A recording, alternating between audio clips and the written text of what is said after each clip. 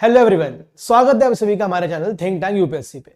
आज की वीडियो बाकी कन्वेंशनल वीडियोस से काफी अलग होने वाली है।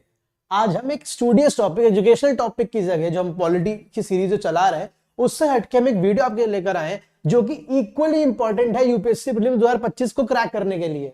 ठीक है, देखिए, जो बच्चे प्रीलिम्स क्रैक करते हैं और जो बच्चे प्रीलिम्स नहीं क्रैक करते हैं उन दो में बस यही फर्क रहता है कि उनकी approach towards the exam different रहती है। नॉलेज वही है, बुक्स वही है, मार्केट में सारा कंटेंट वही है, सब पढ़ते भी वही है, कोचिंग वही लेते हैं, गाइडेंस वही लेते हैं, बस जो अप्रोच है एग्जाम के लिए वो डिफरेंट है। आपको ये बात ध्यान में रखनी होगी कि आपको दी डे के लिए प्रिपेयर करना है। उस दिन क्या होने वाला है, उस दिन क्या होगा, उस चीज के लिए प्रिपेयर रहना है। और वो आप कैसे रहेंगे आज हम डिस्कस करेंगे इस वीडियो में 5 की steps to clear UPSC prelims 2025। Okay, देखिए, हो सकता है आपको लगे अरे सर ये तो वही बात कह रहे हो, सबने करी। नहीं बेटा, आप ये वीडियो देखो एंड तक and I can guarantee you कि you will know the difference कि कैसे इस वीडियो में हम वो स्ट्रेटेजी क्रैक करने वाले हैं जहां से आपका प्रीलिम्स क्लियर होगा। देखिए, टाइम मैनेजमेंट, आपको पता होगा time management is very easy. हम इसको बात करेंगे दो डायमेंशंस में।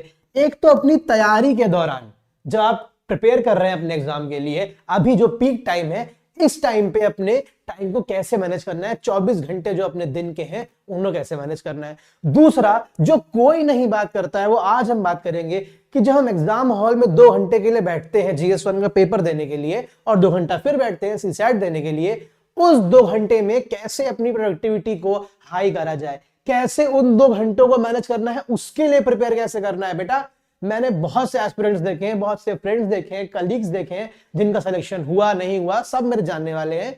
यहां पे आके ना असली गेम बनता है। वो 2 घंटे जो एग्जामिनेशन हॉल के हैं वो आपने कैसे निकाले हैं, सारा खेल उसी पे डिपेंड करता है। You have to hold your nerves and that comes through your preparation. You have to be prepared mentally for that day. ठीक है, इस पे बात करेंगे।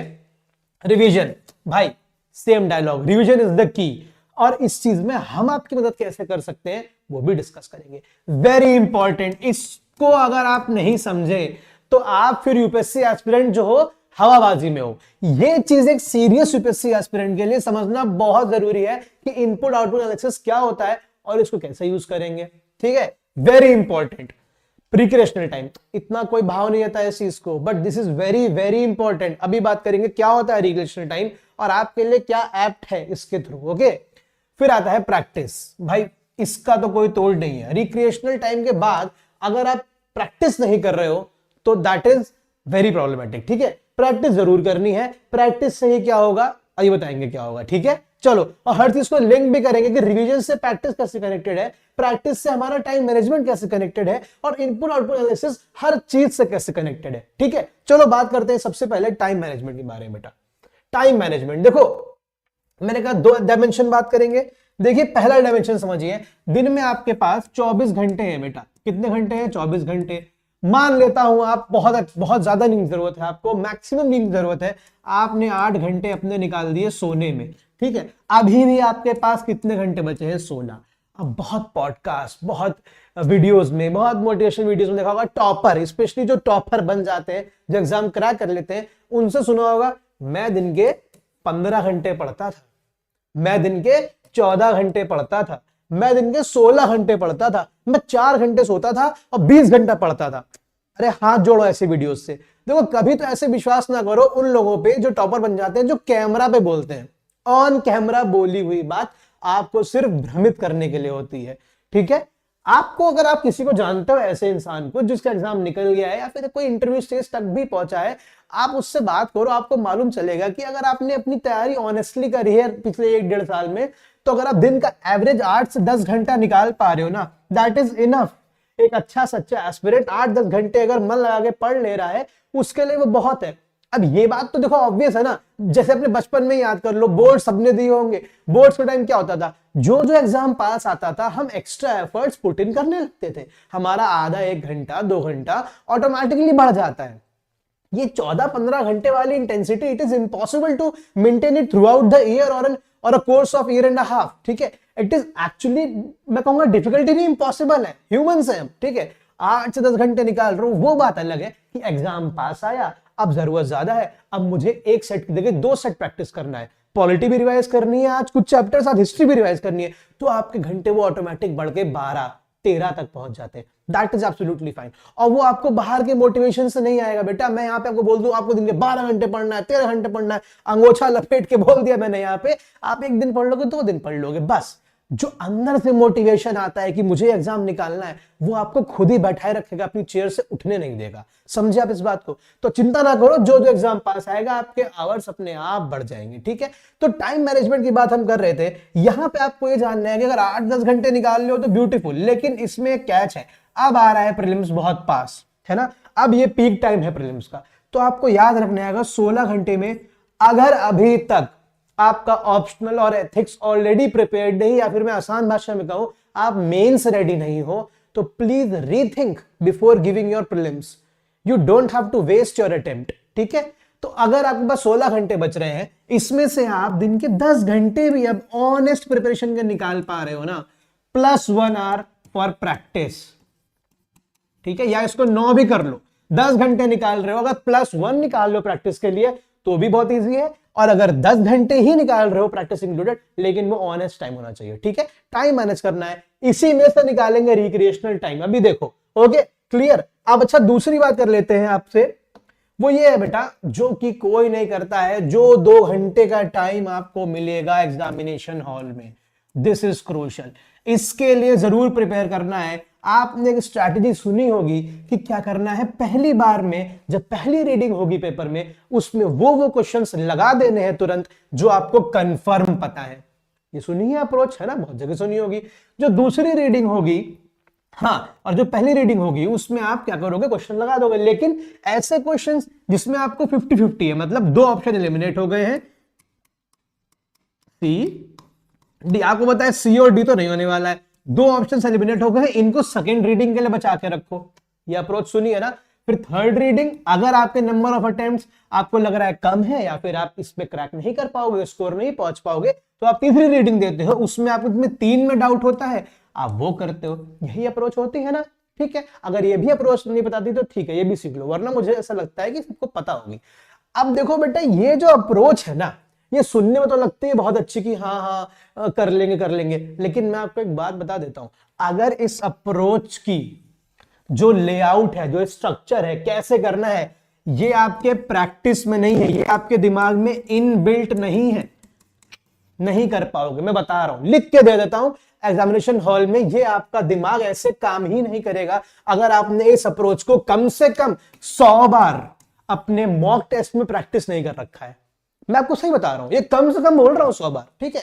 करने जाओगे दिमाग इसको प्रोसेस करने में ही टाइम लगा देगा। हाँ, अगर आपने कम से कम 100 बार मॉक टेस्ट देते दौरान इस अप्रोच को प्रैक्टिस कर रखा है, तो आपका दिमाग ऑन स्पॉट तुरंत एक्टिवेट हो जाएगा और इस अप्रोच को लेकर काम करना तुरंत चालू कर देगा।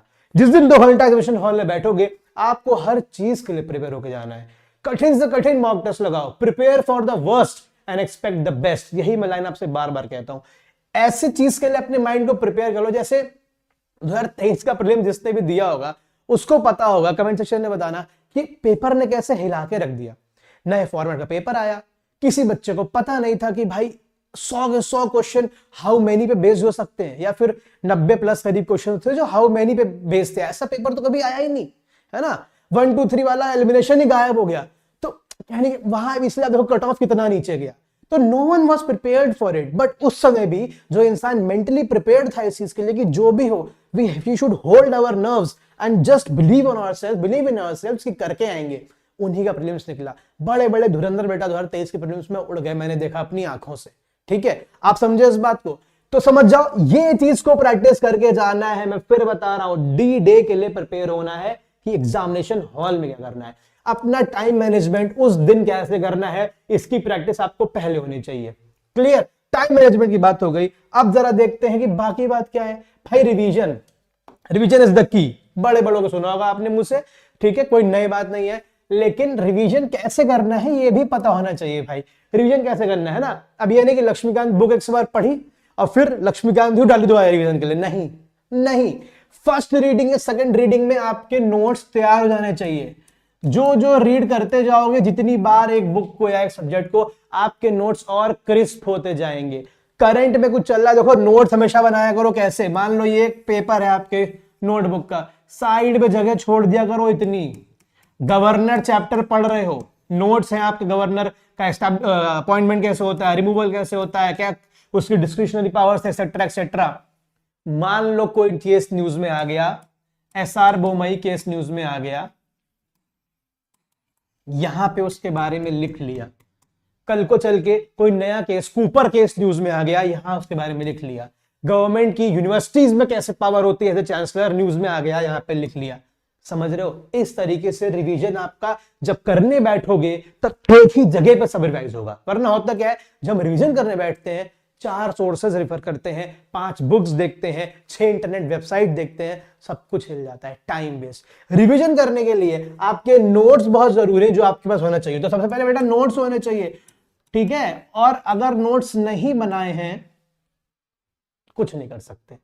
चलो आपकी अप्रोच कुछ और है, उसी को फॉलो करो, but the best thing is notes prepared होने चाहिए और हर रीडिंग के साथ आपके नोट्स क्रिस्प होते जाने चाहिए, ठीक है। और रिवीजन के लिए क्या करो, जो हमारा 5वां स्टेप भी है, प्रैक्टिस। देखो यार, अभी प्रैक्टिस वाले सेक्शन में कायदे से बताऊंगा, इसका कोई तोड़ नहीं है भाई। अगर प्रीलिम्स निकलता है तो सिर्फ और सिर्फ रिवीजन और प्रैक्टिस। सही बता रहा हूं, 2 मूल हैं, बेसिक बेडरॉक है।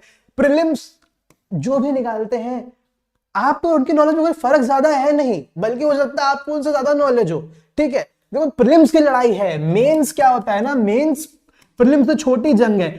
ये नहीं कह रहा हूं कि इजी है, दोनों बहुत अलग है, but in terms of numbers कैसे, देखो आधे जो मेंस से बैठते हैं ना, वो प्रीलिम्स के लिए प्रिपेयर्ड होते हैं, मेंस के लिए प्रिपेयर्ड होते ही नहीं है, तो कंपटीशन वहां पे कम हो जाता है, ठीक है। और बाय डिफॉल्ट भी जनता वहां कम होती है, ठीक है। प्रीलिम्स में छटनी होती है, समझ गए आप। और जो ऑलरेडी मेंस में बैठ रहे हैं, कई लोग ऐसे होते हैं जो केवल प्रीलिम्स के लिए प्रिपेयर्ड थे, मेंस के लिए प्रिपेयर्ड ही नहीं है। तो अगर आप प्रीलिम्स में मेंस रेडी होकर बैठ रहे हो, तो आप भीड़ से ऑलरेडी बहुत आगे हो। समझ पाए इस बात को आप? तो आप समझिए, प्रैक्टिस करना है रिवीजन में। आपने मान लो एक टॉपिक पढ़ा, प्रेसिडेंट पढ़ा, वाइस प्रेसिडेंट पढ़ा, रिवाइज किया, गवर्नर रिवाइज किया, काउंसिल ऑफ मिनिस्टर रिवाइज किया, सुप्रीम कोर्ट रिवाइज किया, हाई कोर्ट रिवाइज किया। उठाओ, बड़ी बड़ी कोचिंग्स के शेड्यूल डाउनलोड करो, फ्री में कंटेंट हर जगह मिल जाता है, कोई बड़ी बात नहीं है। उनके शेड्यूल में देखो कि कौन से टेस्ट में फलाने चैप्टर्स आ रहे हैं, जाओ तुरंत प्रैक्टिस करो। और कोई बोलेगा तुरंत पढ़, बहुत लोग बोलते तुरंत पढ़ के प्रैक्टिस नहीं करो। नहीं भाई, तुरंत पढ़ के प्रैक्टिस कर लो, कोई दिक्कत नहीं है ना। अगर वहां पे गलत करोगे तो दिमाग और तुम्हारा हिट करेगा, यार अभी तो पढ़ के आए थे, गलत कर लिया, है ना, अगली बार नहीं करोगे, ठीक है। रिवीजन जरूर करो, दिन में कम से कम बेटा। अब तो वो टाइम आ गया जब रिवीजन सबसे ज्यादा आपका साथ देने वाला है। अब जनवरी चल रहा है, फरवरी मार्च से लग जाओ पूरा रिवीजन में, ठीक है। अपने शॉर्ट टर्म गोल्स बनाओ, 15 दिन के अंदर मेरे को पॉलिटी रिवाइज करनी है, 15 दिन के अंदर हिस्ट्री रिवाइज करनी है, 15 दिन के अंदर इकोनॉमी रिवाइज करनी है, वो आपका गोल होगा। 10-15 दिन के बीच आपको हर एक सब्जेक्ट रिवाइज करना है विद देयर प्रैक्टिस मॉक्स, ठीक है, सब्जेक्ट वाइज जो आते हैं ना। क्लियर हो गया? चलो अब देखिए जरा एक और चीज, अब क्या हो रही है बात, अब बता रही है very important, input output analysis. क्या इनपुट? तुम्हारा टाइम, तुम्हारा एफर्ट। क्या output? Probability of getting the questions, probability of scoring marks. अब बहुत एग्जांपल्स समझो, बहुत छोटे एग्जांपल्स है।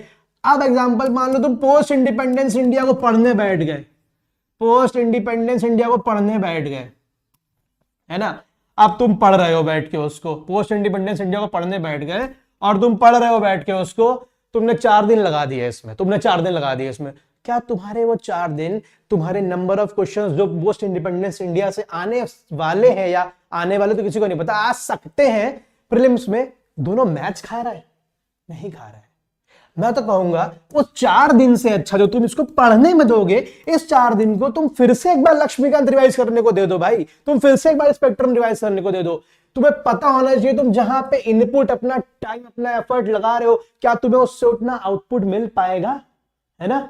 पोस्ट इंडिपेंडेंस इंडिया पढ़ डाला 4 दिन, क्वेश्चन एक नहीं आया, क्या करोगे, है ना। तो आपको वो एरियाज डिसाइड करने पड़ेंगे कि मुझे इस एरिया पे बहुत काम करना है, क्योंकि यहां से क्वेश्चन आएगा। बुद्धिज्म जैनिज्म को चार्ट डालो, जितना दिया है आर.एस. शर्मा में, जितना दिया उपेंद्र सिंह ने। सर उपेंद्र सिंह तो ऑप्शनल के लिए पढ़ते हैं।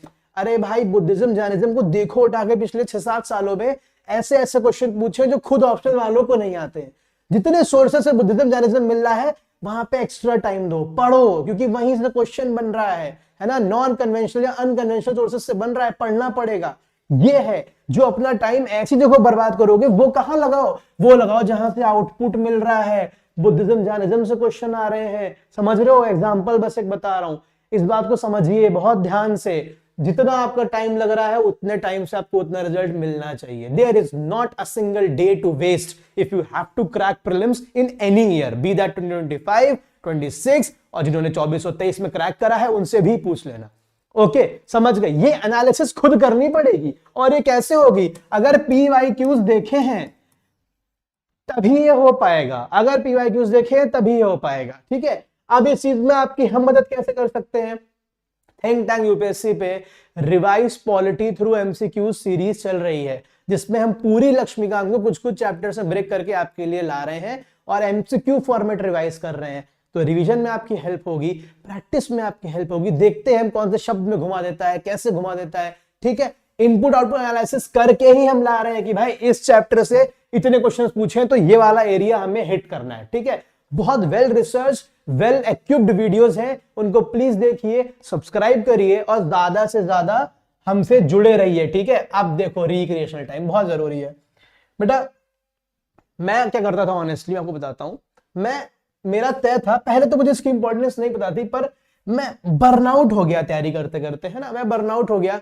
मुझे दिन भर लाइब्रेरी में बैठे हैं, पढ़ रहे हैं, रात में घर आ रहे हैं, खा रहे हैं, सो जा रहे हैं, ऐसा चला 3-4 महीना। और मेरी बॉडी ने ऐसा जवाब दिया कि मुझसे फिर 4-5 घंटे लगातार बैठे नहीं जा रहा था, है ना। फिर मैं हर 1 घंटे 1.5 घंटे से ब्रेक ले रहा हूं, मेरा हर 10-15 मिनट वेस्ट हो रहा है। तो मैंने ये देखा कि नहीं, कुछ करना पड़ेगा, कुछ करना पड़ेगा। क्या करना पड़ेगा? मैं क्या करता था, मैं अपने टाइम में 1 घंटा बैडमिंटन खेलता था।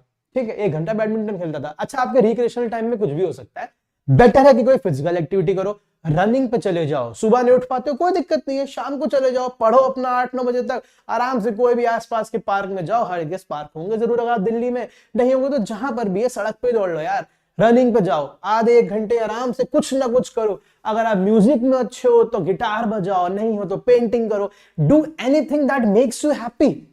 अगर आपका माइंड हैप्पी रहेगा तभी आप तैयारी कर पाओगे अच्छे से, है ना। तो रिक्रिएशनल टाइम की इंपॉर्टेंस बेटा प्लीज समझो, है ना। Mental health is very important. और अगर आप मेंटल और फिजिकल हेल्थ को कंबाइन कर पा रहे हो, कोई ऐसी एक्टिविटी कर रहे हो जिसमें आपको खुशी भी मिल रही है और आपका बॉडी फिट रह रही है तैयारी के दौरान, बहुत बढ़िया बात है ना, बहुत अच्छी बात है। इंटरव्यू में जब आप बैठोगे तो कहने को तो ऐसा कोई हार्ड एंड फास्ट रूल नहीं कि दिखना बढ़िया, but your personality matters, everywhere you go personality matters. ठीक है, और रिक्रिएशनल टाइम बहुत जरूरी है मन को खुश करने के लिए। मन खुश रखोगे तभी तैयारी में मन भी लगेगा, इस बात को समझना पड़ेगा। Okay, it can be anything. Okay, it is very important. Please 1 घंटा निकालो, 16 घंटे बताए थे ना आपके पास है, 10-11 घंटे पढ़ो, 1 घंटा इसको दे दो, 12 घंटे आपको देने हैं तैयारी को। इसको मैं जोड़ रहा हूं, आपकी तैयारी का ही पार्ट है, इसको तैयारी का पार्ट मान के चलो। दिन के 12 घंटे निकालो तैयारी के लिए, 10 से 11 घंटे पढ़ाई करो, 1 से 1.5 घंटा ये करो। ठीक है, क्लियर। अब बात करते हैं सबसे इंपॉर्टेंट, प्रैक्टिस। भाई ब्रूस ली का नाम सबने सुना होगा। ब्रूस ली का एक फेमस कोट है, I am not afraid of a person who has practice 10,000 kicks, but I am afraid of the person who has practice that 1 kick 10,000 times. कितनी बढ़िया बात है, और एब्सोल्युटली बहुत सही बात है कि भाई मुझे डर उन लोगों से नहीं लगता कि जो 10,000 करता बात है, 10,000 मूव्स आते हैं। मुझे उस इंसान से डर लगता है जिसको एक ही करतब को उसने 10 या फिर एक ही मूव को 10,000 बार प्रैक्टिस करा होगा, because that move is deadly. आप समझो, आपको एरिया, जैसे मैं जब तैयारी करता था या मैं जब पेपर देता था, मेरा था कि भाई पॉलिटी से तो एक क्वेश्चन गलत होने ही नहीं दूंगा, हिस्ट्री से तो क्वेश्चन गलत होने ही नहीं दूंगा। आप समझ रहे हो, मैं ऐसे करता था कि भाई मेरे को पॉलिटी और हिस्ट्री से तो कुछ भी गलत होने ही नहीं देना है, अगर यहां से गलत हुआ तो मैं अपना एज खो दूंगा। ये मेरे स्ट्रॉन्ग सब्जेक्ट्स हैं, है ना। और इसको मैं कब इंश्योर करता था? प्रैक्टिस में। कैसे? मैं मैक्सिमम क्वेश्चन सॉल्व कर जाता था। अरे ये तो इजी है, फिर भी उसको सॉल्व करो। अगर पूछ रहा है council of minister is headed by PM ने कौन से आर्टिकल में दिया है, पता है सबको, बट फिर भी क्वेश्चन में सॉल्व करो उसको। ठीक, समझो इस बात को। अब सॉल्व मैक्सिमम क्वेश्चंस कैसे करने हैं बेटा? बहुत इजी है। फिर से बोला, कंटेंट फ्री का बहुत अवेलेबल है, डाउनलोड कर लो स्केड्यूल किसी भी कोचिंग का, और हर सब्जेक्ट वाइज पहले प्रैक्टिस करो। फिर जब प्रीलिम्स करीब आ जाए, उसके 3-4 महीने जो यही टाइम चल रहा है, उसमें फुल मॉक प्रैक्टिस करो। और इंटीग्रेट करो क्या, अभी बताया था ना, इन पांचों का इंटीग्रेशन। किन पांचों का? इन पांचों का इंटीग्रेशन। प्रैक्टिस में क्या करो? प्रैक्टिस में अपना रिवीजन इंटीग्रेट करो। जो टॉपिक्स में घूम रहे हो, जिन सब्जेक्ट्स में घूम रहे हो, उनको क्या, उनको रिवाइज करने के लिए एमसीक्यूज का सहारा लो। और एक और बात, इसको भी इंटीग्रेट करो, इनपुट एंड आउटपुट एनालिसिस को देखो। क्या ऐसा नहीं पोस्ट इंडिपेंडेंस इंडिया का तुम सब सेक्शनल लगाने बैठ गए? समझ रहे हो? एक बात, क्वेश्चन अगर आ गया पोस्ट इंडिपेंडेंस इंडिया से तो कोई नहीं, कोई नहीं, सबका है, सबका गलत होगा, सबको दिक्कत आएगी। आप एग्जाम में पैटर्न पे खेलते हो, आप एग्जाम में प्रोबेबिलिटीज में खेलते हो, है ना? ऐसे करने जाओगे तो फिर you will have to study everything under the sun. वो नहीं करना है। समझ गए इस बात को? तो ये 5 की स्टेप्स हैं जो आपको यूपीएससी प्रीलिम्स 2025 में हेल्प कराएंगे। प्रैक्टिस करनी है, रिवाइज करना है, आइए साथ में करेंगे। यदि पॉलिटी की सीरीज चल रही है ना, 1 फरवरी से इकोनॉमी की सीरीज भी लेकर आ रहे हैं। Revise economy through MCQs. Economy में बहुत बच्चे घूमते, कोई बात नहीं, एक बार मेरे साथ पढ़ाई कर लोगे कहीं भी नहीं घूमोगे। ठीक है, समझ गए इस बात को? 1 मार्च से हिस्ट्री भी लाएंगे प्रीलिम्स 2025 में। Revise polity through MCQs, revise economy through MCQs and revise history through MCQs, तीनों करा के आपको भेजेंगे with absolute banger content. Okay, समझ गए आप? चलो, तो ये 5 स्टेप्स याद रखने हैं। कोई भी क्वेरी हो तो किससे बात करनी है? हमसे बात करनी है। कैसे? कमेंट सेक्शन में कमेंट करिए, आपको अपनी जीमेल आईडी प्रोवाइड कर देंगे, थिंक टैंक यूपीएससी, और आप हमारे साथ जुड़ सकते हैं। सब्सक्राइब नहीं करा है तो सब्सक्राइब करके ही जाइएगा। और अगर अभी तक revise polity through MCQ series नहीं देखी है तो वो भी देखिए, बहुत बहुत बेनिफिशियल होने वाली है। Okay, see you at revise polity through MCQs. Thank you so much.